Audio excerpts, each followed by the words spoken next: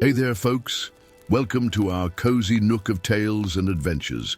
Today, like every episode, we're unlocking the doors of imagination to explore new worlds, meet fascinating characters, and experience unique emotions.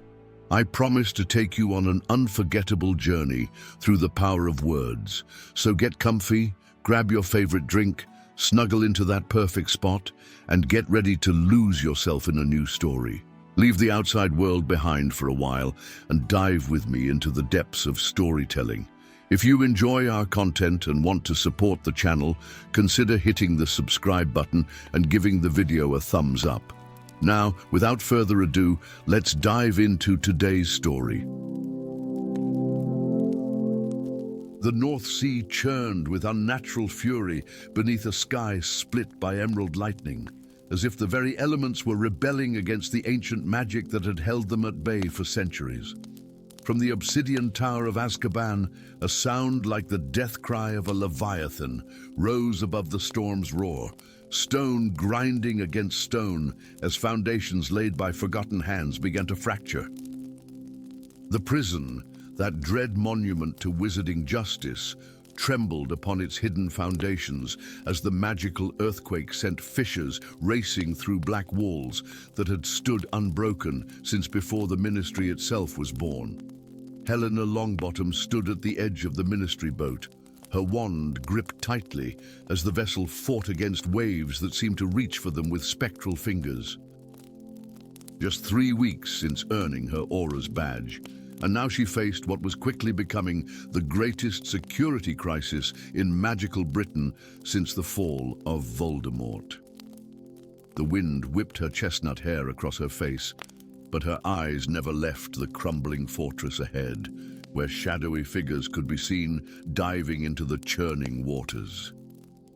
"Prisoners escaping north and east," barked Thaddeus Grimblehawk, the scarred veteran who led their emergency response team. His voice carried over the tempest with unnatural clarity, the result of a sonorous charm that turned his already intimidating baritone into something that seemed to vibrate in Helena's very bones. "Remember your training. Containment first, apprehension second." But as their enchanted vessel drew closer to the fractured prison, Helena felt a chill that had nothing to do with the biting sea spray or the lingering presence of the few remaining Dementors. Something moved beneath the waves, something vast and ancient that made the sea itself seem to shudder in recognition. "There's something else," she whispered, though no one heard her above the chaos. The task force docked at the ruined western pier, immediately engaging with escaping prisoners who fought with the desperate ferocity of men who had nothing left to lose. Helena deflected a barrage of crude but effective curses from a hollow-eyed wizard before binding him with enchanted restraints that glowed with runic symbols. It was then that she noticed him, a tall figure standing perfectly still amidst the mayhem, neither fighting nor fleeing. Unlike the other prisoners in their striped uniforms, he wore what appeared to be the tattered remains of an expedition cloak, its once sturdy fabric now little more than weather-beaten threads. His face, though gaunt from imprisonment, carried an aristocratic bearing that seemed strangely familiar. "You there, on the ground," Helena commanded, her wand trained on the man's chest. Instead of complying, he stepped forward, hands raised in a gesture that was neither surrender nor threat. "Listen," he said, his voice hoarse yet urgent. "We don't have much time. They're awakening." "I said on the ground," Helena repeated, sending a warning spark from her wand. "I am Corvus Scamander," the man continued, unflinching. "And what escaped from below is infinitely more dangerous than any prisoner from above." The name struck Helena like a physical blow. Corvus Scamander, the infamous magizoologist convicted 3 years ago for unleashing dangerous creatures in populated areas. The case had been splashed across the prophet for weeks, though Helena, still in aura training at the time, had followed it only peripherally. Before she could respond, an unearthly melody drifted across the water, haunting and beautiful beyond description, yet carrying notes that seemed to scrape against the very fabric of reality. Several wizards from the task force stopped mid-spell, their faces going slack as they turned toward the source of the music. "What? Cover your ears!" Corvus shouted, lunging forward to clamp his hands over Helena's ears, just as the melody threatened to overwhelm her consciousness. Even muffled, the song pulled at something deep within her, promising secrets and wonders beyond mortal comprehension. Through the chaos, Helena saw 4 of her fellow Auras walk trance-like toward the edge of the broken pier, their wands hanging limply at their sides. They stepped into the churning waters without hesitation, disappearing beneath the waves without a single cry for help. "What in Merlin's name?" she gasped when Corvus finally released her. "Sirens' song," he replied grimly. "But not like any you've studied at Hogwarts. These are the true mer-creatures, the firstborn of the deep. They were imprisoned beneath Azkaban by the founders themselves." "That's impossible," Helena countered, though uncertainty crept into her voice. "The founders established Hogwarts. They had nothing to do with Azkaban." Corvus's laugh was hollow. "History is written by the victors, or a Longbottom. Before there was a ministry, before the Statute of Secrecy, the founders did what was necessary to protect our world from threats beyond understanding." A second wave of melody swept over them, stronger than before. All around, wizards and prisoners alike began walking toward the water's edge, their eyes glazed and movements mechanical. Only Helena and Corvus remained clear-headed. She, because of the protective amulet her grandmother had insisted she wear on her first assignment, an heirloom she had previously dismissed as mere superstition, and he, because of what appeared to be crude wax plugs in his ears. "I've been studying them," Corvus explained, noticing her questioning gaze. 3 years in that cell, listening to their whispers grow stronger as the old enchantments weakened. "I tried to warn them. That's why they put me here in the first place, because I discovered things the Ministry preferred to keep buried." The sea before them began to glow with an eerie blue-green luminescence, and shapes emerged from the depths. Figures that might have been mistaken for mer-people at a distance, but whose appearance grew more alien as they approached. Their skin shimmered with scales that refracted light like living opals, their elongated limbs ending in webbed claws that could rend steel. Most disturbing were their faces, hauntingly beautiful yet utterly inhuman, with eyes that held the cold intelligence of predators who had watched civilizations rise and fall. "The Ministry won't believe us," Helena said, making a split-second decision that would alter the course of her life. "They'll send more Auras who'll fall to the song," Corvus nodded, a glint of approval in his eyes. "There's an underwater passage, part of the original structure. It leads to their sanctum. If we can reach the resonance pearl they use to amplify their song, we might be able to disrupt it. And if we can't, then the prophecy fulfills itself, and the surface world faces a threat it hasn't seen in 5 millennia." Under the cover of chaos, they slipped away from the main battle, making their way to a half-submerged archway carved with symbols no living wizard could read. Helena cast a bubblehead charm over them both as Corvus led her into the frigid waters. The passage plunged steeply, carrying them into the lightless depths beneath Azkaban's visible foundations. Helena's wand provided their only illumination, revealing ancient stonework that predated any wizarding architecture she had ever studied. The walls were carved with scenes depicting a war between surface dwellers and the sea people, battles where magic clashed against a power that seemed both similar yet fundamentally different. After what felt like hours of swimming through increasingly narrow tunnels, they emerged into a vast underwater chamber. Unlike the rough stone of the passages, this cathedral-like space was crafted from polished azure crystal that somehow held back the crushing pressure of the ocean depths. At its center, suspended in a column of swirling water, hovered a pearl the size of a quaffle, pulsing with hypnotic rhythms of light that matched the cadence of the siren song that now permeated everything around them. Surrounding the pearl were 7 of the sea creatures, mer-creatures, as Corvus had called them, their voices raised in that terrible, beautiful harmony. Before them knelt the enchanted wizards from above, undergoing a transformation that turned Helena's blood to ice. Webbing was spreading between their fingers, their skin taking on the opalescent quality of their captors. "The Pearl of Tides," Corvus whispered. "The legends say it contains a fragment of the original ocean's voice, from when water first covered the earth." "How do we destroy it?" Helena asked, already raising her wand. "We don't," Corvus replied, his expression grave. "Destruction would release its power unchecked, but there is another way, a binding spell created by Rowena Ravenclaw herself.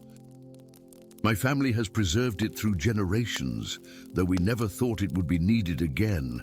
As the mer-creatures turned toward the intruders, their beautiful features contorting with ancient hatred, Corvus withdrew a small vial of golden liquid from a hidden pocket in his tattered cloak.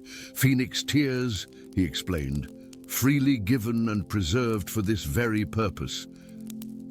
When combined with the spell, they can renew the binding." Helena nodded, understanding washing over her. "You need a conduit, someone to channel the magic." "It should have been me alone," Corvus admitted, "but I lack the power after years in Azkaban. Together, though..." The mer-creatures surged toward them, their song changing to a battle cry that sent cracks racing through Helena's bubblehead charm. There was no time for doubt or second thoughts.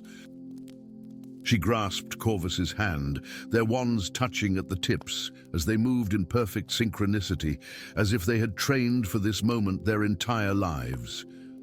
The phoenix tears spiraled around their joined magic, creating a golden helix that shot toward the Pearl of Tides.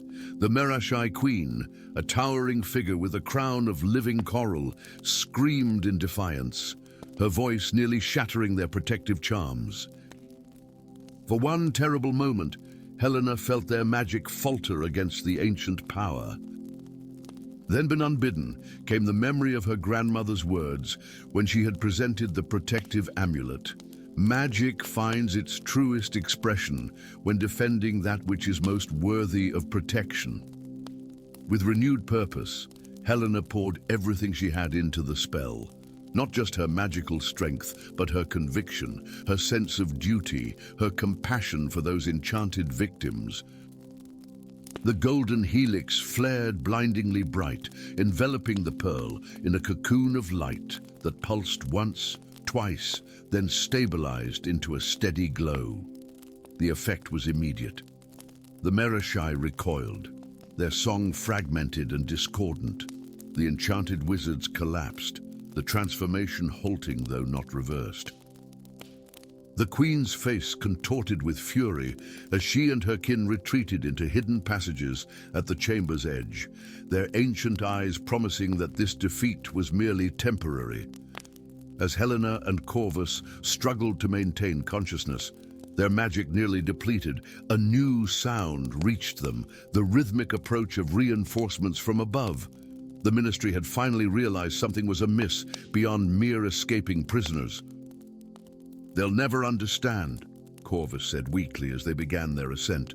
"They'll rebuild their prison and forget again, until the next time." Helena's gaze hardened with newfound resolve. "Then we'll make them understand.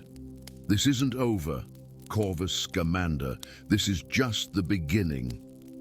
Above them, Azkaban stood fractured but not fallen, a dark monument to secrets still half buried.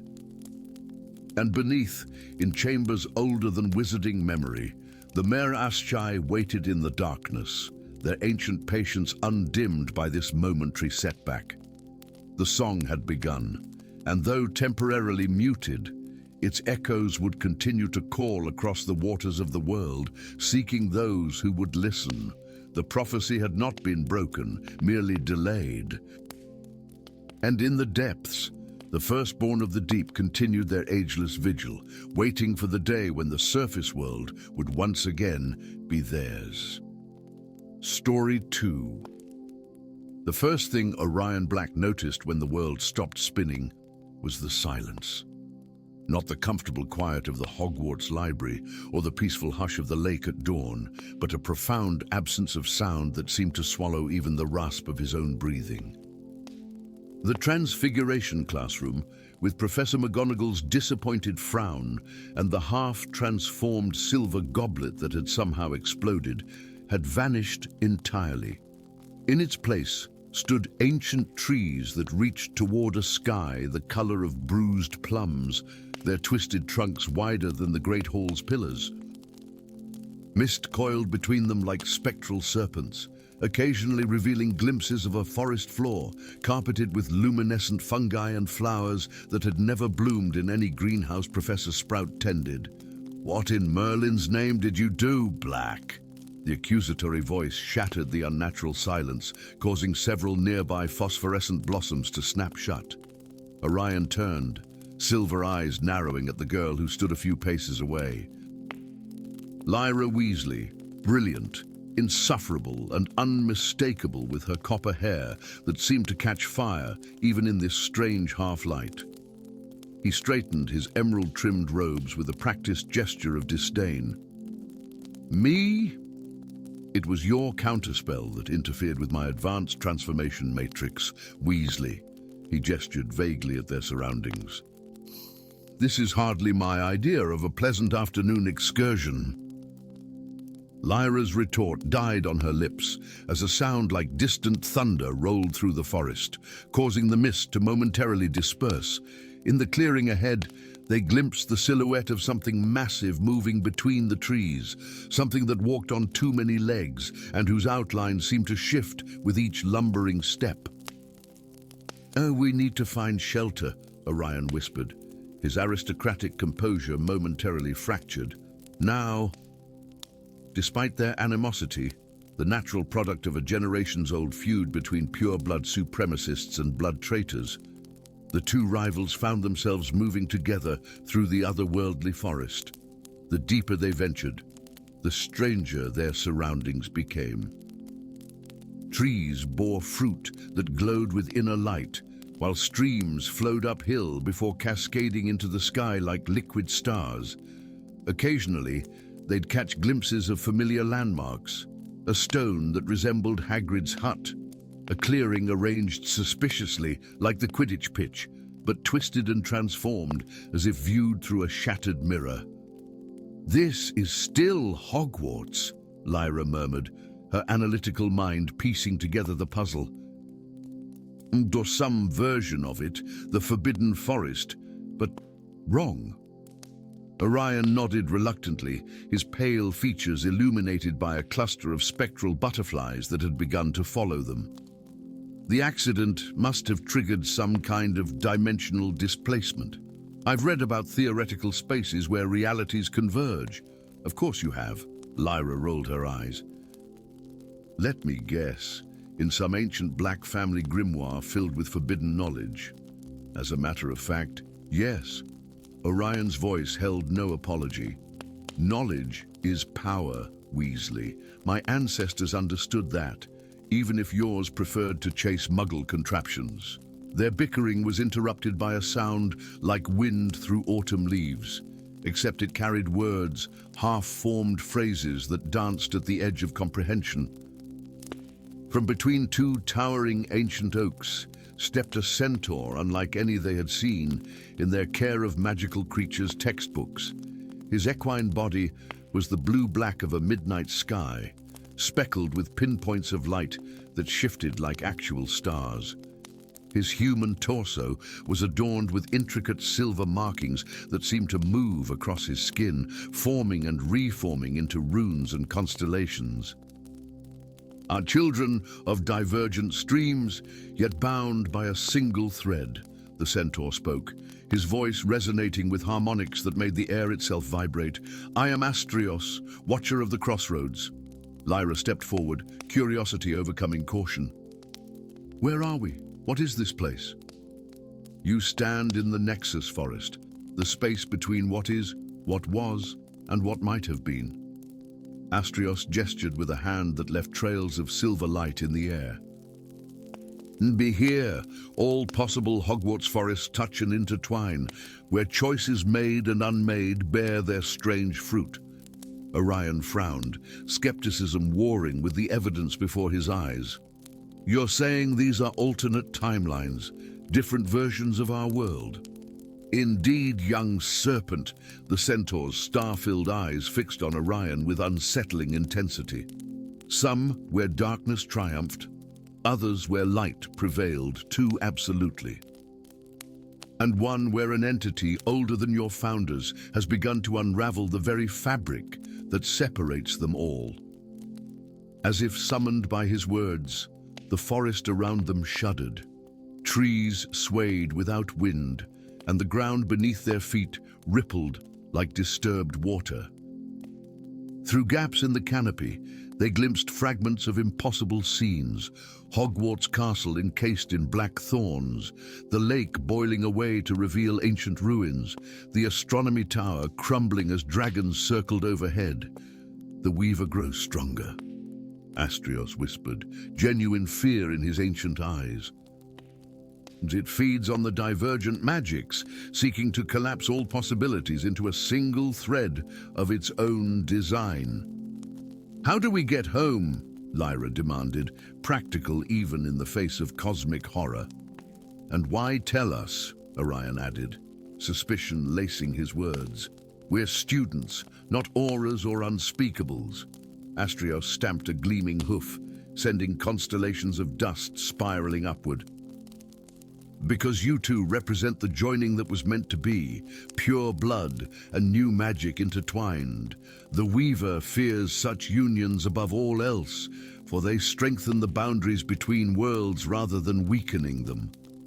Before either could question this cryptic statement, the centaur led them deeper into the forest. As they walked, the landscape shifted subtly around them, trees rearranging themselves, paths appearing and disappearing. Occasionally, they caught glimpses of other figures moving through distant glades, students in Hogwarts robes of unfamiliar colors, creatures that resembled house elves but walked tall and proud. Even what appeared to be a young Dumbledore conversing with a spectral Slytherin. They arrived at last at a massive tree whose trunk was hollowed into a natural chamber. Inside, a pool of silver liquid reflected not their faces, but swirling visions of different Hogwarts castles, some in ruins, others transformed into grotesque fortresses, a few peaceful and unchanged. "The Weaver was once a guardian," Astrios explained, gesturing toward a vision where shadow-like tendrils reached across multiple reflections. "A being tasked with maintaining the integrity of the boundaries. But it grew enamored with its own power and now seeks to collapse all realities into one. It can rule absolutely." "How do we stop something that exists across multiple dimensions?" Lyra asked, her brilliant mind already calculating possibilities. "With this," the centaur retrieved a crystal pendant suspended on a chain woven from what appeared to be moonlight. "The Kronos heart, forged from a frozen moment of time when all realities were still one. It can seal the breaches, but only if activated at the convergence point by two, whose magics represent the extremes of your world's greatest divide." "Pure blood and muggle-born?" Orion murmured, understanding dawning in his silver eyes. "The oldest bloodline and the newest source," Astrios confirmed. "A black whose ancestors walked with Salazar himself, and a Weasley born of ancient blood traitors and muggle scholars." The forest trembled again, more violently this time.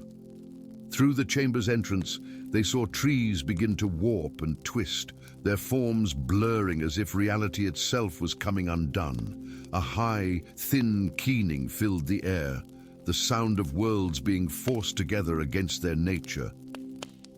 "You must reach the heart of the forest," Astrios urged, pressing the crystal into Lyra's hands. "Where the original forbidden forest first took root, the Weaver will try to stop you. It will show you visions to tempt or terrify, realities where your deepest desires or fears came true." "Why should we trust you?" Orion demanded, though his hand had already moved to his wand. The centaur's star-filled eyes softened. Because in every timeline where Hogwarts survived, it did so because traditional power and new ideas learned to work as one. With that enigmatic statement, Astrios ushered them back into the fracturing forest.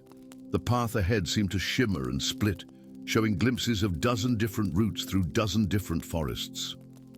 "This way," Lyra decided, pointing toward a trail that glowed with faint blue light. "Oh, it feels most like our Hogwarts." Orion nodded reluctantly, falling into step beside his unlikely companion. As they navigated the increasingly unstable terrain, barriers between realities thinned further. They passed a clearing where black-robed students practiced curses on bound prisoners, a glade where centaurs and wizards sat in peaceful council, a blasted wasteland where nothing grew except twisted parodies of magical plants. "And I always thought your family were fools," Orion admitted as they ducked beneath branches that wept tears of liquid silver, throwing away position and power for Muggle principles. Lyra snorted, helping him over a stream that flowed with what appeared to be liquid time. "And I always thought yours were monsters." Turns out there are worlds where both assumptions prove true. The ground pitched beneath them, forcing them to grab onto each other to maintain balance. Ahead, the trees parted to reveal a hillock upon which stood a single oak tree of impossible proportions, its trunk as wide as the Hogwarts Great Hall, its uppermost branches lost in swirling dimensional mist. At its base, a figure wove an enormous loom where threads of reality itself were being pulled together into a tapestry of chaotic design. The Weaver turned as they approached, a being whose form seemed to incorporate elements of every magical creature, yet belonged to none. Its voice, when it spoke, resonated from everywhere at once. The last pieces arrive willingly. It purred, gestures causing ripples across the very air. "How convenient. Now," Orion whispered, his hand closing around Lyra's where she clutched the crystal. "Now," she confirmed. Together, they raised the Chronos heart. As their combined magic flowed into the crystal, it began to pulse with blinding light. The Weaver shrieked, lunging toward them with hands that stretched and distorted through multiple dimensions, but it was too late. The crystal shattered, releasing a wave of pure temporal energy that swept across the Nexus forest. Reality seemed to fracture and reform around them, timelines separating and re-establishing their natural boundaries. The Weaver's form dispersed like smoke in a hurricane, torn apart by the very forces it had sought to control. As consciousness began to fade, Orion felt Lyra's hand still clasped tightly in his. Their last sight was of Astrios, bowing as the forest between worlds healed itself, sealing away the paths between what was, what is, and what might yet be. They awoke in the Transfiguration classroom, sprawled across the floor amidst the remains of a shattered silver goblet. Professor McGonagall stood over them, her expression torn between concern and exasperation. "Mr. Black, Miss Weasley. What in Merlin's name happened?" Orion met Lyra's eyes across the scattered debris of their failed experiment, seeing in her gaze the same knowledge that hummed in his veins. Whatever tale they told, whatever detention they served, some experiences could never be fully explained to those who hadn't witnessed the forest where all possibilities grew together. "A momentary miscalculation, Professor," he offered smoothly, rising to his feet and, after the briefest hesitation, extending a hand to help Lyra up. "Oh, though I believe Miss Weasley and I have learned rather more than expected from today's lesson."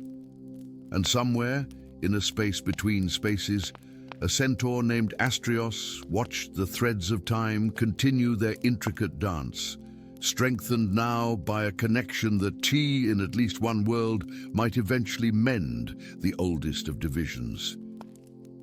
Story 3.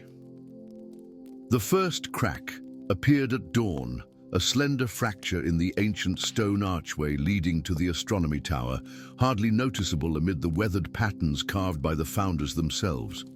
By nightfall, a spiderweb of similar breaches had spread across Hogwarts Castle, each one pulsing with disturbing luminescence whenever moonlight touched them. The protective enchantments that had sheltered generations of young witches and wizards were failing, and no one knew why. No one except Isabella Diggory. Isabella knelt in the rich, loamy soil of Greenhouse 3, her honey-brown curls escaping her practical braid as she carefully transplanted a writhing, whispering winter bloom. Unlike her fellow Hufflepuffs, who viewed herbology as merely a practical skill, Isabella sensed the ancient magic that flowed through every stem and root. Plants spoke to her, not in words, but in subtle vibrations that resonated with her own magic. "They're afraid," she murmured to herself, stroking the trembling silver petals of the winter bloom. Beneath her gentle touch, the plant calmed, its luminous blossoms turning toward her as if seeking reassurance. Professor Longbottom paused beside her workstation, his weathered face creased with concern. "What was that, Miss Diggory?" Isabella hesitated.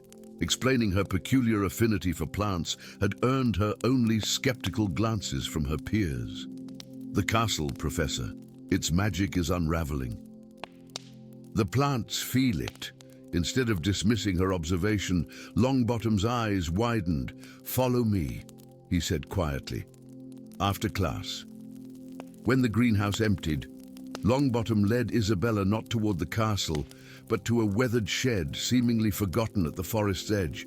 Inside, beneath a floorboard concealed by decades of dirt, lay a small wooden box carved with badgers and surrounded by vines. From it, he withdrew a leather-bound journal, its pages yellowed with age. "Helga Hufflepuff's diary," he explained, reverently placing it in Isabella's trembling hands. "Passed down through generations of heads of Hufflepuff House. I think it's been waiting for you." That night, by wand light in her dormitory bed, Isabella deciphered the elegant script of Hogwarts' most underestimated founder. The words seemed to shift and ripple as she read, revealing secrets meant only for her eyes. She learned of a hidden garden, the heart of Hogwarts, where magical plants of extraordinary power grew, anchoring the protective enchantments around the school. And she discovered the truth about the Guardians, 4 students in every generation who carried fragments of the founder's essence, unknowingly preserving the school's deepest magic. "When shields of stone and spells of wind begin to fail," read one passage, "the 4 must converge: earth, fire, air, and water, each house retaining the seed planted in their souls by their founder's hand." Isabella closed the book, her mind whirling with revelation and possibility. If the diary spoke true, she needed to find 3 others, students from Gryffindor, Ravenclaw, and Slytherin who carried their founders' gifts without knowing. But how could she identify them when they didn't know themselves? The answer came sooner than expected. During the next morning's charms class, Professor Flitwick's demonstration of defensive enchantments collapsed unexpectedly. As students scattered from the backlash of magical energy, Isabella watched in amazement as Ilara Shacklebolt, A brilliant but aloof Ravenclaw instinctively raised her wand and contained the wild magic in a shimmering sphere of azure light. Miss Shacklebolt, that was extraordinary. Flitwick squeaked once order had been restored. That containment charm isn't taught until advanced NEWT levels. Ilara herself seemed startled. I don't know how I did it, Professor. It just felt natural. Air, Isabella thought. Ravenclaw's element. The Gryffindor Guardian revealed himself during a Quidditch match against Slytherin, when a rogue bludger, tampered with by unknown means, hurtled toward the spectator stands. Leo Blackthorn, a quiet third year, known more for his sketching than athletics, leapt forward with impossible reflexes. His hands glowed momentarily crimson as he caught the enchanted ball, which shuddered once in his grip before becoming inert. Fire, Gryffindor's essence. The final guardian proved the most difficult to identify. Isabella observed the Slytherin students carefully, seeking signs of unusual affinity with water magic. Days passed without revelation, and the fractures in Hogwarts' protections widened. Strange mists crept through the corridors at night, and students reported disturbing dreams of a hooded figure walking the battlements, touching the walls with withered hands. Then came the incident in potions. As the class worked on a complex antidote, Marcus Malfoy, heir to a family still struggling to restore its honor after 2 wizarding wars, accidentally added too much salamander blood to his cauldron. Instead of the explosion Professor Slughorn fearfully anticipated, the liquid froze mid-bubble, crystallizing into a perfect ice sculpture of a serpent before dissolving harmlessly. "Impossible," Slughorn muttered, examining the residue. "No potion behaves that way." But Isabella knew. Water. Slytherin's gift. Approaching her fellow guardians proved challenging. Ilara accepted the revelation with analytical curiosity, immediately requesting to study Hufflepuff's diary. Leo embraced the idea with Gryffindor enthusiasm, his eyes lighting with the promise of adventure. But Marcus Malfoy sneered at Isabella's explanation, his pale face flushing with indignation. "You expect me to believe I'm some mystical chosen one?" he scoffed, grey eyes cold as winter rain. "That my family's destiny is tied to protecting a school that vilified us for generations. Find another water-bearer, Diggory." Despite his rejection, bizarre occurrences continued. Staircases refused to move, portrait inhabitants abandoned their frames, and the great hall ceiling no longer reflected the sky, but showed ominous storm clouds regardless of the weather outside. Then came the morning when students woke to find the lake's water had turned black as ink, with an oily sheen that reflected no light. That evening, Marcus Malfoy found Isabella in the astronomy tower, where she was examining a particularly troubling crack that pulsed with sickly green light. "Fine," he said without preamble. "I'll help, but not for Hogwarts. For my family's name." Isabella nodded, understanding the weight of legacy that haunted the Malfoys. "The diary mentions a place called the Verdant Heart," she explained. "A hidden garden, accessible only when the 4 guardians combine their powers during the midnight bloom of the lunar amaranth, which occurs tonight," Ilara added, emerging from the shadows with Leo beside her, both clutching hastily packed bags. "Where I've been researching lunar-sensitive flora since Isabella approached me. The amaranth blooms only under a waning gibbous moon in early spring, like tonight."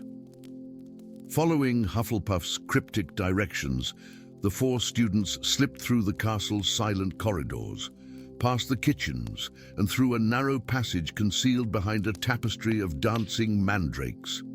The path descended deep beneath Hogwarts, into tunnels older than the castle itself. These were here before Hogwarts was built, Isabella explained, running her fingers along walls inscribed with symbols that predated modern wizarding language. The founders didn't choose this location by accident. They built their school on a nexus of natural magic. The tunnel eventually opened into a small, circular chamber. At its center stood 4 pedestals arranged around a stone basin filled with soil so dark it seemed to absorb light. In the basin grew a single, silver-stemmed plant with tightly closed buds. The lunar amaranth, Isabella breathed. We need to awaken it with the founders' elements. Despite his lingering skepticism, Marcus found himself moving to the water pedestal as if guided by instinct. The others similarly took their positions, Leo by fire, Ilara by air, and Isabella by earth. As the castle trembled above them, each guardian placed their hands on their respective pedestals. At first, nothing happened. Then Isabella felt it, a gentle warmth spreading from the stone into her palms, traveling up her arms and settling in her chest, where it pulsed in time with her heartbeat. From the corner of her eye, she saw vines beginning to sprout around her feet, curling affectionately around her ankles. "Focus on your element," she instructed, her voice distant to her own ears. "Feel it within you." One by one, the other pedestals awakened. Flames danced around Leo's hands, not burning but caressing his skin with gentle warmth. Shimmering wisps of air swirled around Ilara, lifting her dark hair in an ethereal halo. And around Marcus, droplets of water materialized from nowhere, orbiting his trembling fingers like liquid stars. The amaranth responded, its silver stem elongating, buds swelling. As the first blossom opened, a flower of pearl white with a center that glowed like captured moonlight, the chamber walls dissolved around them. They stood now in an impossible garden of breathtaking beauty. Trees bearing fruit of gold and silver stretched toward a starlit sky that couldn't possibly exist underground. Flowers of every color imaginable carpeted the ground, some singing in delicate harmonies, others emitting gentle light that danced like fireflies. At the garden's center stood an ancient oak, its massive trunk carved with the crests of all 4 houses intertwined, its roots disappearing into pools of water that reflected different sections of Hogwarts Castle. "The verdant heart," Isabella whispered. "Helga's greatest creation, but amid this wonder lurked wrongness. Black veins ran through the soil in some areas, and certain plants drooped with evident sickness. Following these trails of corruption led to a sight that drew gasps from all 4 guardians. A hooded figure knelt before the great oak, skeletal hands pressed against its trunk, drawing sickly green light from the wood. At their approach, it turned, revealing not a face but a swirling void beneath its hood. "You arrive at last, guardians," it spoke, voice resonating like wind through dead branches. "Too late. For centuries I have waited, trapped within these walls by your predecessors. Now, as they fade from memory, so too does their power to contain me." "Who are you?" Leo demanded, flames instinctively flaring around his clenched fists. "I am the Herdas," it replied, "the forgotten 5th founder whose vision for Hogwarts was rejected while they built a school of light. I have nurtured darkness beneath. The castle falls not from neglect, but by my design." The Herdas raised withered hands, commanding roots and vines to burst from the ground, wrapping around the stunned guardians. But Isabella, connected to the garden's true nature, felt its resistance to this corruption. She closed her eyes, reaching with her magic into the soil beneath her feet. "The garden recognizes its true caretakers," she called to her companions. "Feel its power. It's offering itself to us." As the corrupted foliage tightened around them, each guardian embraced their elemental affinity. Marcus commanded the reflective pools to rise in towering columns of water. Ilara summoned winds that tore through the Herdas defenses. Leo's fire burned away the corrupted plants without harming the healthy growth, and Isabella reached deeper into the earth, connecting with the garden's ancient magic and directing it toward the intruder. The four elements converged on the Herdas, whose form began to dissolve under their combined power. With a shriek of fury and despair, the entity fragmented into wisps of shadow that scattered and faded. As the garden settled into peaceful quiet, the great oak shimmered, its bark shifting to reveal a hollow containing 4 amulets, each bearing the crest of a Hogwarts house, each crafted of a substance embodying its element. The Founder's seals, Isabella realized, remembering another passage from Helga's diary. With these, we can restore the barriers between Hogwarts and the world beyond, strengthening the protections that have weakened over time. Marcus took his water amulet, a flawless sapphire set in silver with newfound reverence. Perhaps there is honor in protecting legacy, he admitted quietly. Even a legacy that hasn't always valued your own. As dawn broke in the world above, 4 students from 4 houses stood united in the secret heart of Hogwarts, guardians of a power older than the castle itself. The fractures in the ancient stones began to heal, and the corridors echoed once more with the gentle hum of protective enchantments renewed. And in the verdant heart, the lunar amaranth bloomed fully for the first time in centuries, its petals releasing spores of golden light that drifted upward to nourish the very foundations of Hogwarts School of Witchcraft and Wizardry. Story 4. Beyond the shadowed eaves of the Forbidden Forest, where the ancient trees finally surrendered to the wild moorlands, a young wizard stood alone against the crimson canvas of the setting sun. The wind carried the scent of heather and rain, whispering secrets across the desolate landscape that stretched before him like a forgotten kingdom. Elian Potter had walked this boundary for 3 days, his exile from the wizarding world still fresh as an open wound, the Ministry's decree seared into his memory, dangerous, unpredictable, threat to the statute of secrecy, his crime, a gift as old as magic itself, the ability to forge unbreakable bonds with dragons. Dragonmage, they had called him in hushed, fearful tones during his trial, a title not spoken aloud since the time of Merlin, when wizards and dragons had soared the skies as equals rather than adversaries. The Ministry, in its infinite wisdom, had declared such wild magic too volatile for their carefully ordered world. Better to snap his wand and cast him out than risk the ancient power he represented. A flicker of emerald light caught Elian's eye, drawing his gaze to a narrow ravine half hidden among weather-worn boulders. Curiosity pulled him forward, his threadbare cloak billowing behind him like tattered wings. The light pulsed again, stronger now, a beacon in the gathering dusk. As he descended into the stony chasm, the air grew inexplicably warmer, charged with an energy that made the hairs on his arms stand on end. At the ravine's heart lay a nest of twisted metal and scorched earth, the remains of a dragon trap.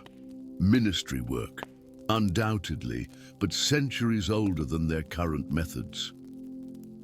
And there, amid the rusted coils and broken chains, a single egg gleamed like polished emerald, its surface webbed with fractures that leaked viridian light into the encroaching darkness. Impossible, Elian breathed, his voice catching in his throat.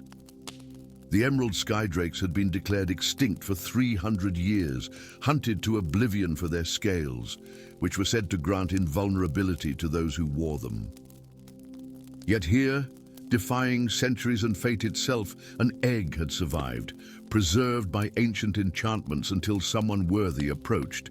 As Elian's trembling fingertips touched the luminous shell, the egg shattered with a sound like distant thunder. From within emerged a creature no larger than a cat, its scales the deep green of ancient forests. But it was the eyes that struck Elian speechless, twin orbs of pure emerald flame that regarded him with unmistakable intelligence.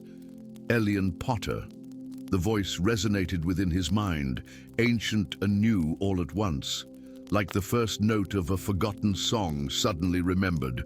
Last scion of the dragon bond, I have waited long for your coming. Before Elian could respond, a flash of silver light sliced through the twilight, striking the rock mere inches from where the dragon hatchling crouched.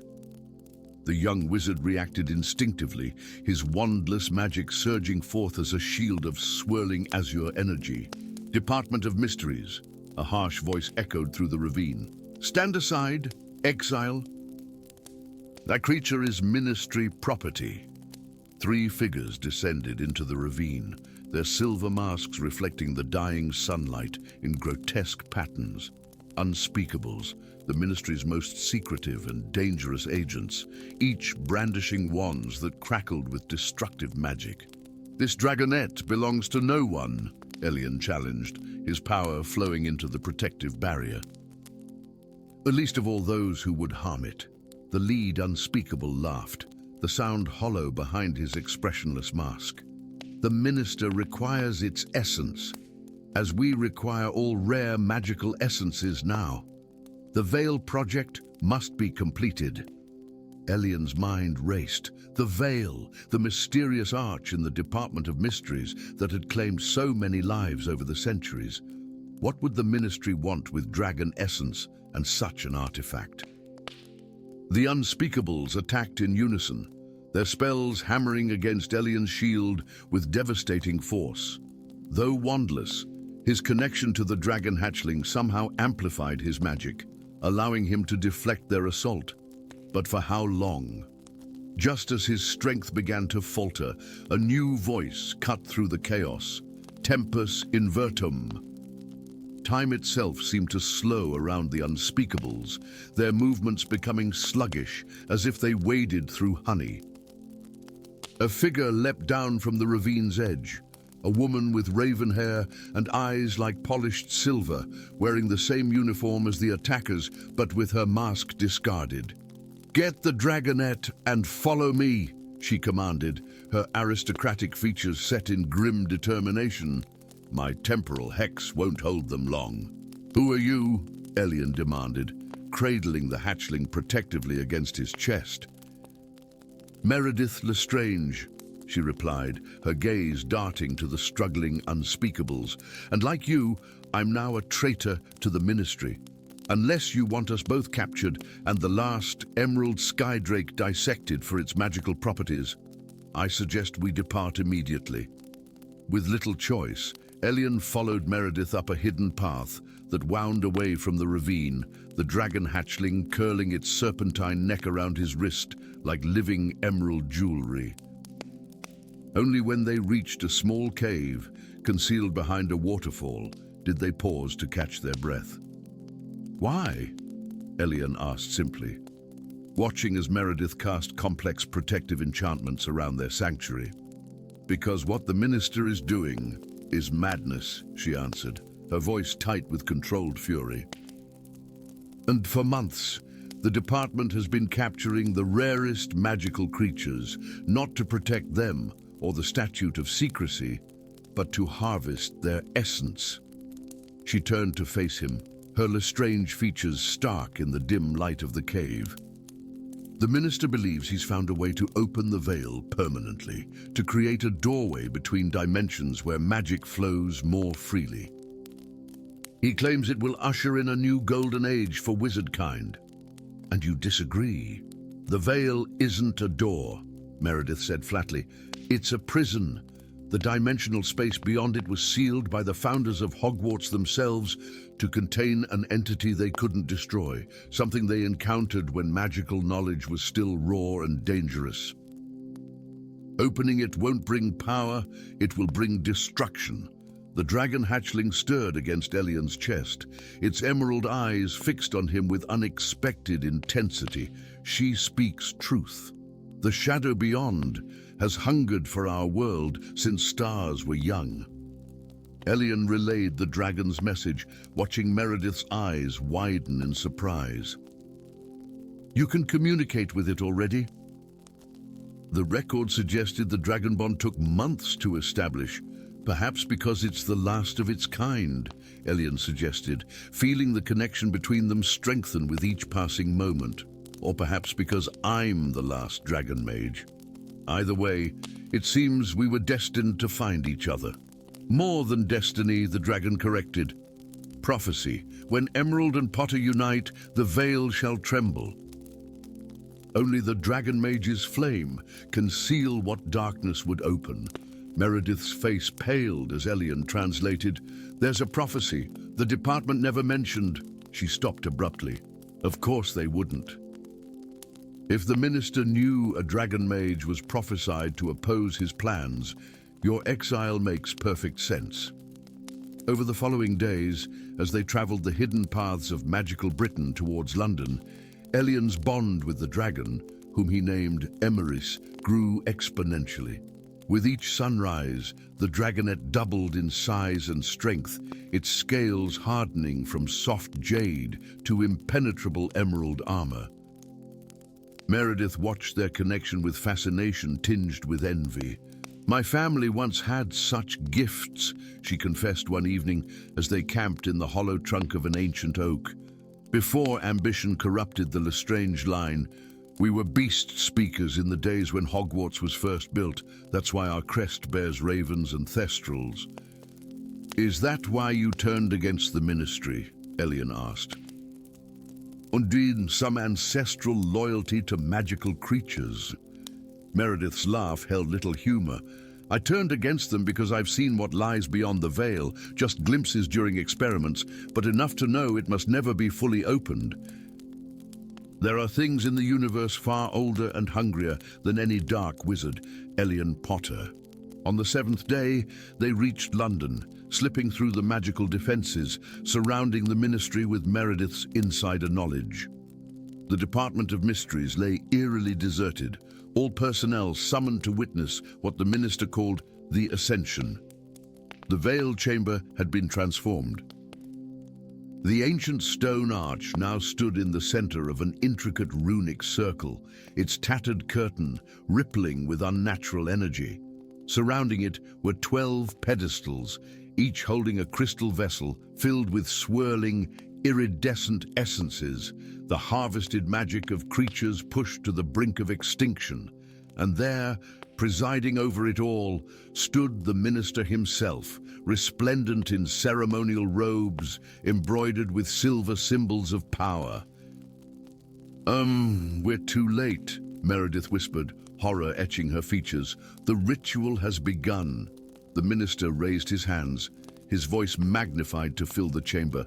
"Today, we transcend the limitations placed upon wizard kind. Today, we claim the magic that is rightfully ours."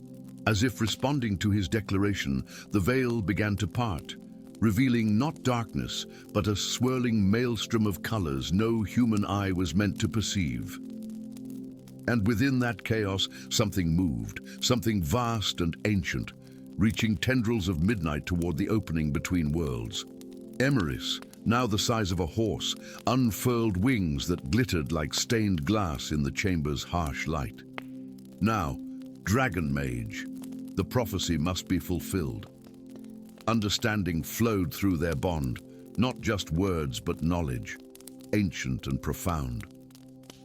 Elian stepped forward, his hands weaving patterns in the air as incantations in the forgotten tongue of dragons spilled from his lips. Emeris added his voice, a keening cry that shattered several of the essence containers. The minister turned, his face contorting with rage. "Seize them!" but it was too late. The released essences, rather than feeding the portal, flowed toward Elian and Emeris, drawn by the pull of their combined magic. Power surged through the dragonmage, white-hot and nearly unbearable, the concentrated magic of creatures who had existed since the dawn of time. With a roar that shook the very foundations of the ministry, Emeris released a jet of emerald flame that struck the veil's arch. Where it touched, ancient runes blazed to life, protections carved by the founders themselves, dormant for centuries until awakened by dragonfire. The entity beyond the veil screamed in thwarted rage as the portal began to close, its tendrils thrashing wildly, seizing the minister in a final act of vengeance and dragging him into the collapsing dimensional rift. In the aftermath, as auras and officials poured into the chamber, Meredith stood protectively beside Elian and Emeris. "What happens now?" she asked, her wand ready despite the overwhelming odds. Elian smiled, one hand resting on Emeris's gleaming scales. "Now we remind the wizarding world why dragons and wizards once ruled the skies together. The age of the dragonmage has returned." And high above, beyond the ministry's enchanted windows, storm clouds gathered as if in answer, emerald lightning dancing between them like the first herald of a new age, both ancient and unwritten. Story 5. The first candle extinguished itself in the great hall of Hogwarts, with no breeze to blame. By sunset, a dozen more had winked out across the castle, their magic mysteriously drained. When the enchanted ceiling, that magnificent window to the heavens that had reflected stars and storms for 1,000 years, flickered and faded to ordinary stone, even the most skeptical professors could no longer deny that something was terribly wrong. Aurora Blackwood felt the change more acutely than most. Magic had always sung in her veins like a half-remembered lullaby, a birthright she'd attributed to natural talent rather than lineage. Now that song grew fainter with each passing hour, as if some unseen force were muffling the very essence of Hogwarts itself. It's as though the castle is dying," she whispered to herself, tracing the faded patterns on a corridor wall where animated stone serpents had once slithered between archways. Now they lay motionless, mere decorative carvings devoid of enchantment. Aurora had spent her 5 years at Hogwarts in Ravenclaw Tower, finding comfort in her house's dedication to knowledge and wisdom. Yet recently, she'd begun dreaming of the tower as it might have been centuries ago, not just as a dormitory, but as the personal sanctuary of Rowena Ravenclaw herself. Dreams so vivid she could recall the scent of ancient parchment and midnight candles, the whisper of quills against vellum as the founder sketched complex magical theories. When the summons came from Headmistress McGonagall, delivered by a house elf whose magic was so depleted the poor creature had to ascend the stairs on foot, Aurora suspected her unusual heritage might finally be acknowledged. The headmistress's office remained one of the few spaces where magic persisted with any strength. Portraits of former headmasters and headmistresses still moved within their frames, though sluggishly, as if struggling against exhaustion. At the center of the circular room stood Professor McGonagall, her stern features accentuated by concern as she regarded two students, Aurora and, surprisingly, Thorne Selwyn. Thorne's presence was unexpected. A sixth-year Slytherin with sharp features and calculating eyes, the color of thunderclouds, he had maintained a careful distance from Aurora since their first year, when whispers about both their families had circulated through the school. Her, supposedly descended from Ravenclaw herself through a line of witches who had changed their names to escape scrutiny. Him, bearing the burden of a father imprisoned in Azkaban for attempting to steal a priceless artifact from the Department of Mysteries. "Miss Blackwood, Mr. Selwyn," McGonagall began without preamble. I believe the time for secrets has passed. Hogwarts is under attack, not from without, but from within. Its magic is being systematically drained, and at the current rate, the school's enchantments will fail completely within a fortnight.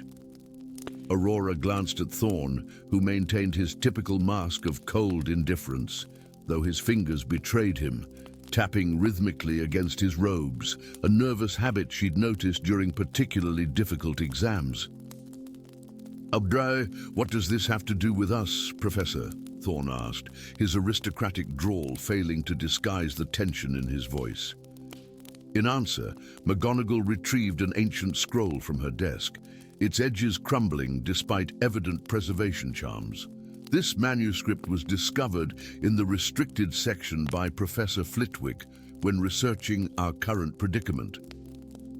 It speaks of a curse that manifests exactly as we are experiencing. A magical drought that begins with small enchantments and eventually consumes even the most powerful spells. She unrolled the scroll carefully, revealing text in faded ink, bordered by intricate illustrations of a majestic crown studded with sapphires. The curse can only be broken by the ethereal crown, a relic created by Rowena Ravenclaw herself as a repository of magical knowledge and power. A relic that vanished centuries ago. The same relic my father was accused of trying to steal, Thorn stated flatly. Indeed, Mr. Selwyn, though perhaps recover would be a more accurate term than steal, given what we now know. Aurora leaned forward, drawn to an illustration that depicted a slender witch with the crown upon her brow, standing before what appeared to be the Black Lake. Something about the figure's posture and features triggered recognition, like glimpsing her own reflection in rippling water. She looks like, Aurora began. Like you, McGonagall confirmed, which is hardly surprising, given that you are Rowena Ravenclaw's last direct descendant. The revelation, though half suspected, still struck Aurora like a physical blow. Thorn's expression shifted fractionally, reassessing her with new interest. My father always maintained his innocence, he said slowly, claimed he was trying to save something precious, not steal it. The Wizengamot didn't believe him. McGonagall nodded grimly. The Department of Mysteries has always guarded its secrets jealously, but your father discovered references to the ethereal crown and recognized its significance. What he couldn't have known was that the crown never resided in the department at all. She gestured toward the window, where the Black Lake stretched vast and mysterious under the setting sun. The crown lies hidden in the forbidden catacombs beneath the lake, chambers even older than Hogwarts itself, sealed by the founders and forgotten by most. Only those of Ravenclaw's bloodline can safely navigate the magical defenses. And Selwyn, Aurora asked. And why is he involved? Thorn answered before McGonagall could. Because my family were the crown's original guardians, weren't they? Before it was hidden away? That's what my father discovered in our family grimoire, fragments of an oath sworn to Ravenclaw herself. Precisely, McGonagall confirmed. The Selwyns and the Ravenclaws, or rather the family Ravenclaw's descendants became, were bound by ancient magic. One to create, one to protect. The entrance to the forbidden catacombs lay concealed within an underwater cave, accessible only through a hidden passage behind the boathouse. As Aurora and Thorn descended the narrow stone steps, lit only by the faint blue glow of magical moss that clung stubbornly to life despite the curse, the air grew heavy with ancient magic and secrets long undisturbed. My father spent 3 years researching the crown, Thorn said suddenly, breaking their tense silence. He believed it was more than just a repository of knowledge, that it contained a fragment of Ravenclaw's consciousness, a final safeguard she created against some threat she foresaw. Aurora considered this as they reached the bottom of the staircase, where a massive stone door, carved with eagles and serpents intertwined around a crown, blocked their path. Did he ever discover what threat? Only that it would come from within Hogwarts itself, from someone trusted to protect it. The implications hung between them as Aurora pressed her palm against the door, feeling an answering pulse of recognition from the stone. The door dissolved like mist, revealing a vast underground chamber partially submerged in crystalline water. Columns, carved to resemble ancient trees, supported a ceiling enchanted to mirror the depths of the lake above, where shadowy forms of mer-people and the giant squid could be seen swimming as if through a living window. The reflecting chamber, Aurora breathed, recognizing it from her dreams. Nay, this is where Ravenclaw came to meditate and develop her most powerful enchantments. At the chamber's center, a raised dais rose from the water, supporting a silver pedestal.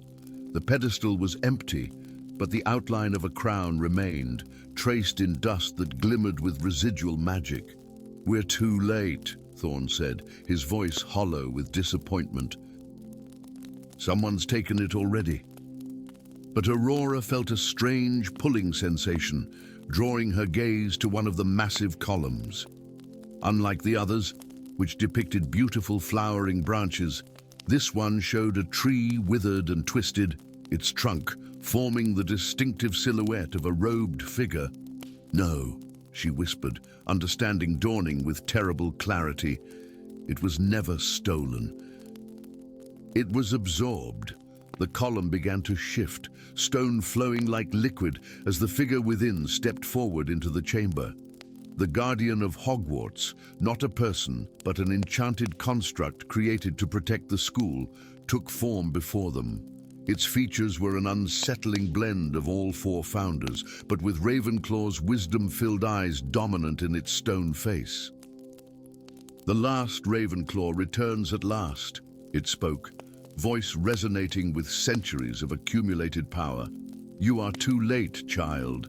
The ritual of convergence nears completion." Aurora felt Thorn move protectively to her side, his wand drawn despite knowing how useless it would be against such an ancient magical entity. "What ritual?" he demanded. "The one Rowena foresaw but could not prevent," the Guardian replied. "The merging of her essence, preserved within the crown, with Hogwarts itself. For a millennium, I have been drawing magic from the castle, feeding it into the crown, preparing for her rebirth. That's why the enchantments are failing," Aurora realized. "You're redirecting Hogwarts' magic into the crown to fuel this ritual. A necessary sacrifice. Rowena's wisdom must guide the magical world once more, especially in these fractured times." But something about the Guardian's words rang false to Aurora. She recalled her dreams, not just of Ravenclaw's tower, but of the founder herself. A brilliant witch, yes, but also one who valued independence of thought above all else. Would such a woman ever desire to impose her will upon future generations? "Nay, you've corrupted her purpose," Aurora stated, certainty filling her. "Ravenclaw didn't create the crown to resurrect herself. She created it to preserve magical knowledge in case it was ever lost." The Guardian's stone features contorted with something approaching rage. "What would you know of her intentions, diluted descendant? I have guarded her legacy for centuries, guiding headmasters and headmistresses toward her vision without their knowledge."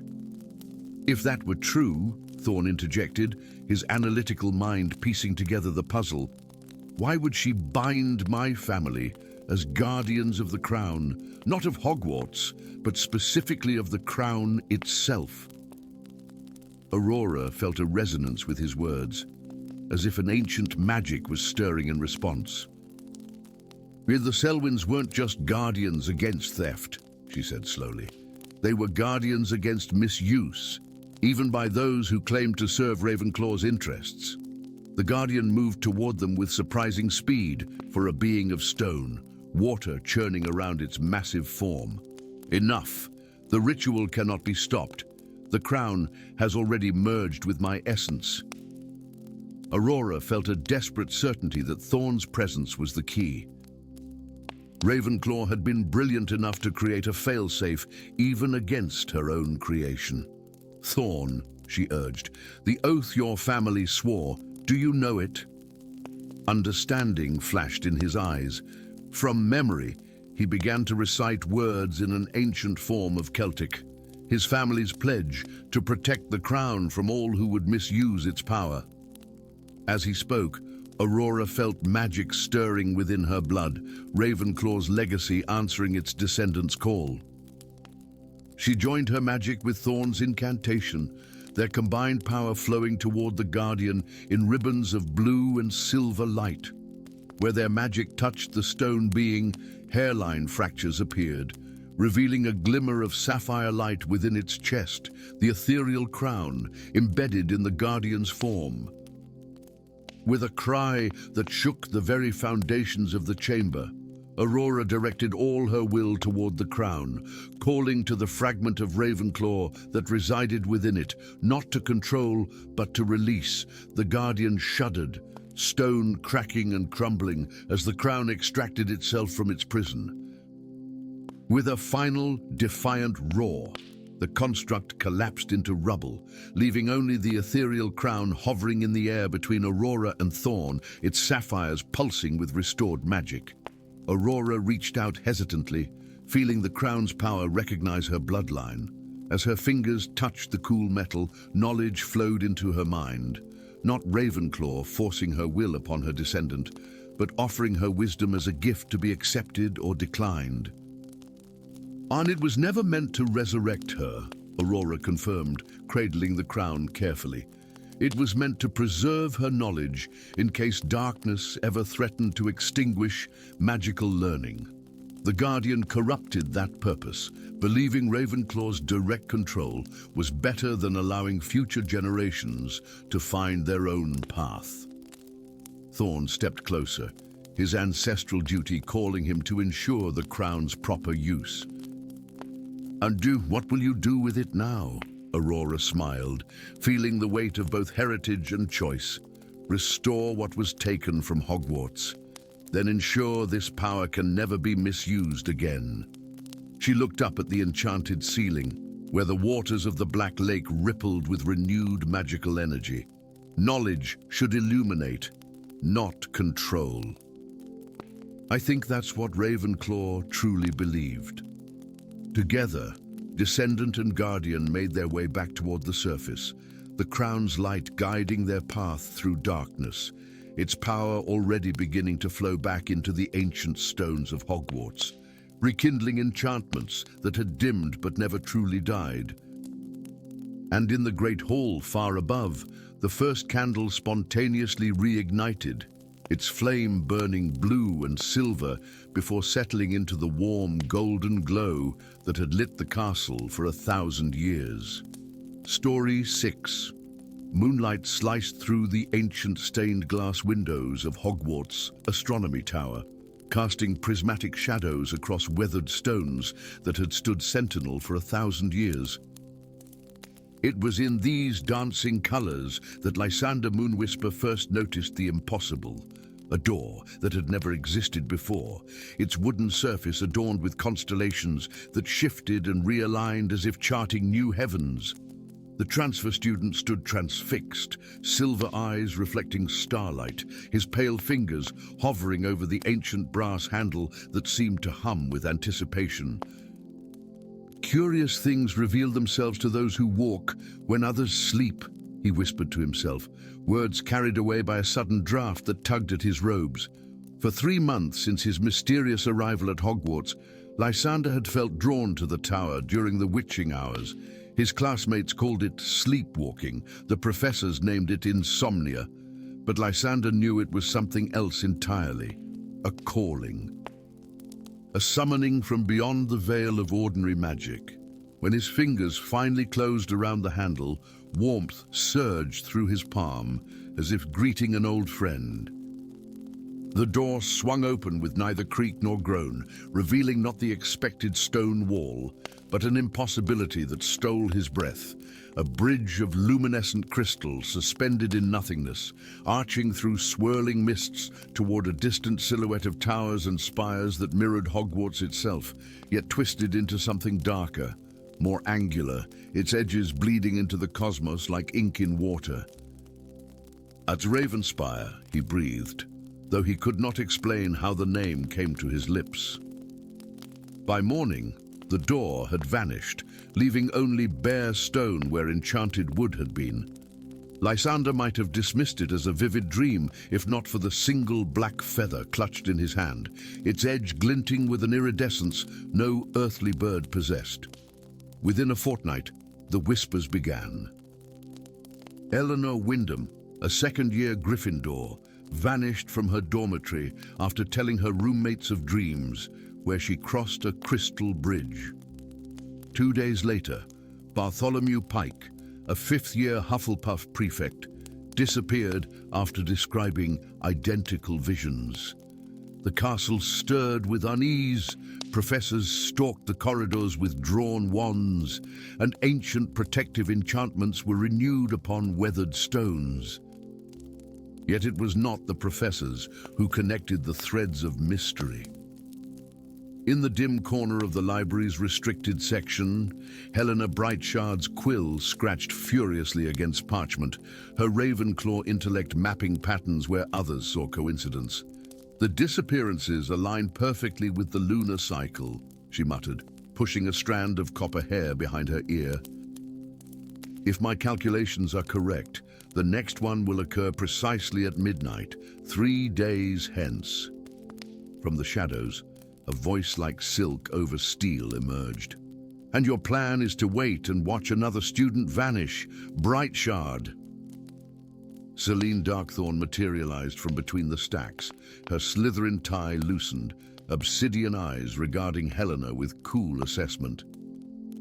Before Helena could respond, another figure joined them, Tristan Ironheart, his Hufflepuff scarf wrapped tight despite the warmth, his broad shoulders tensed with concern.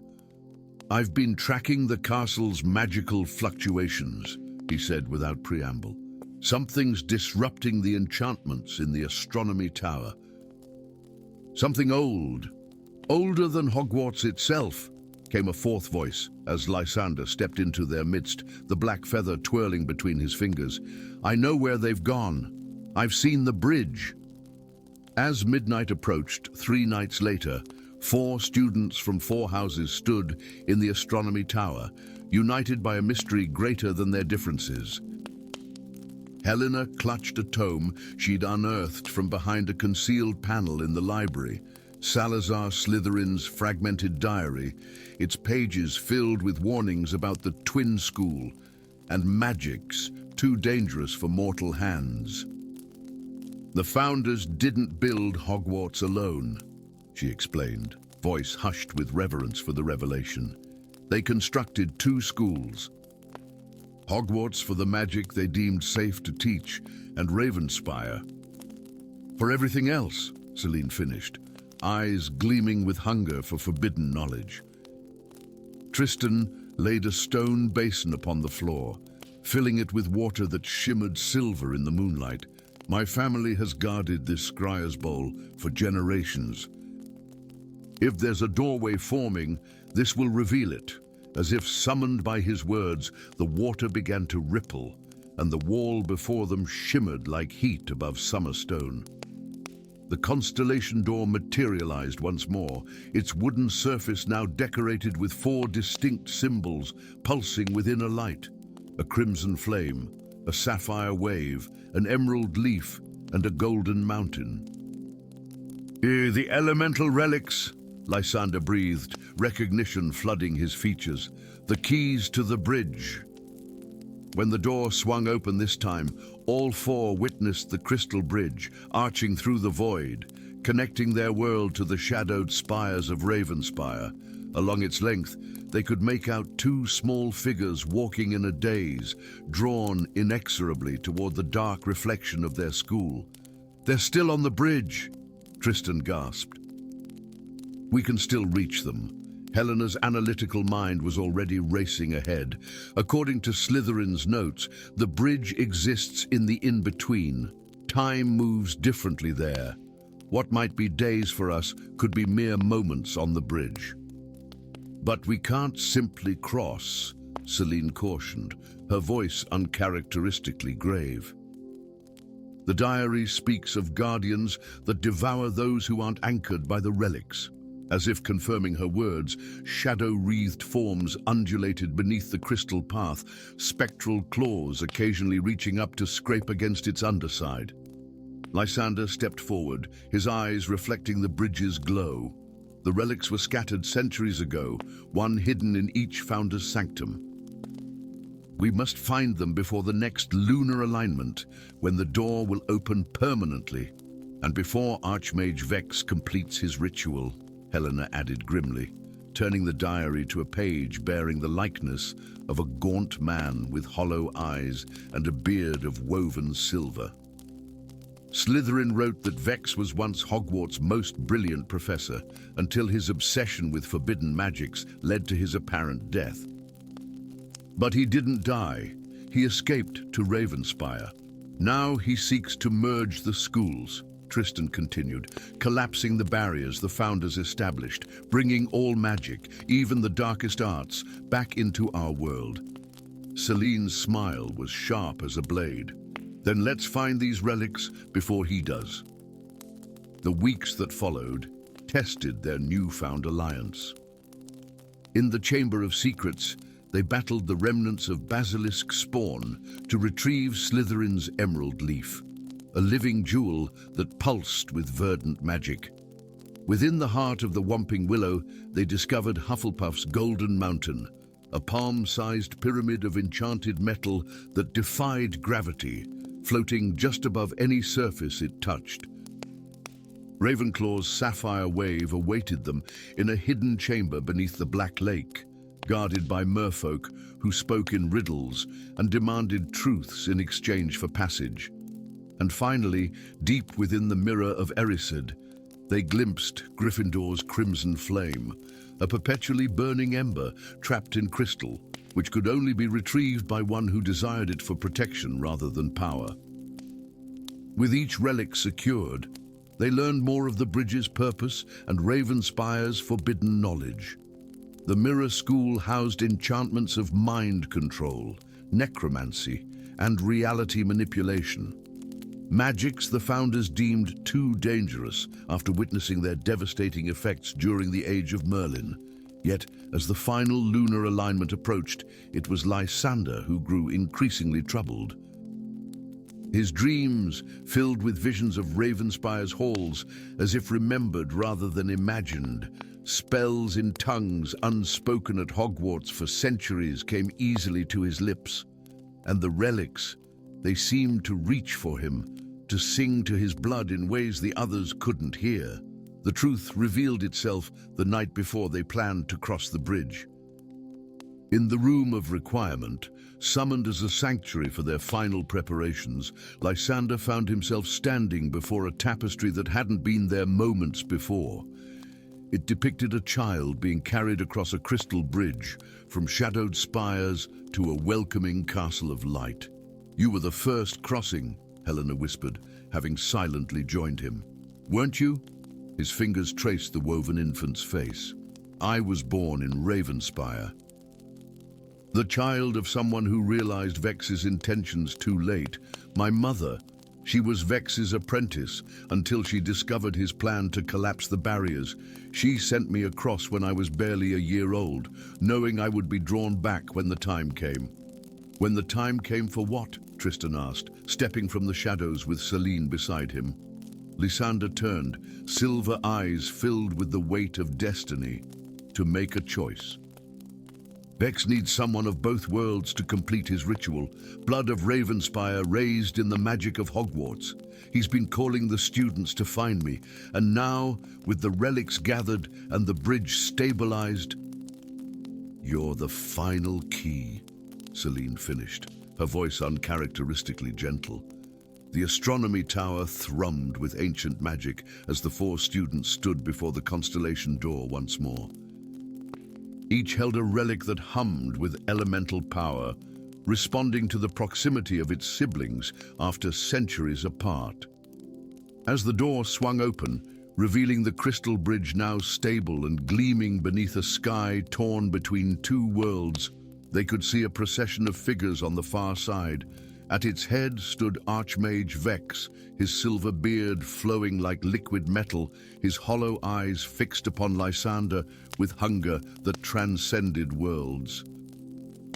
Between them, the missing students stood in a daze upon the bridge's center, arranged in a ritual circle with an empty space clearly meant for Lysander.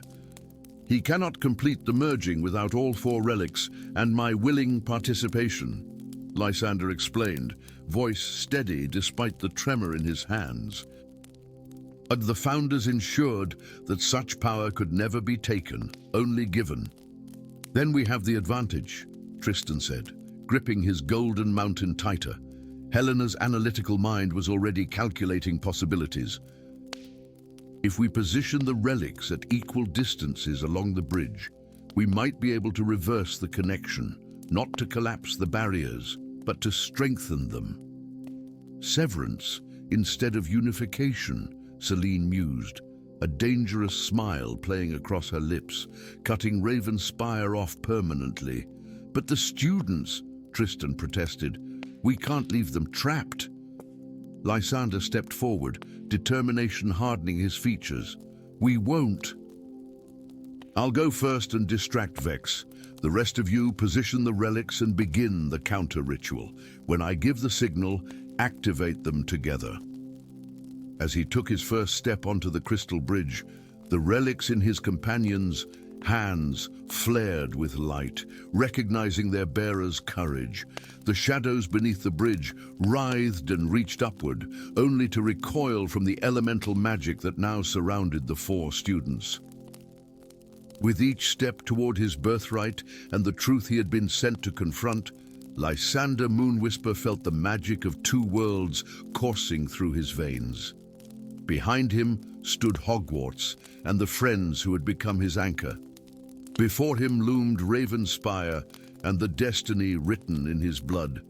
The bridge trembled beneath twin magics as future and past collided at the threshold between worlds. And Lysander walked on, carrying the light of one school into the shadow of another, ready to reforge the barriers between what magic should be and what it should never become.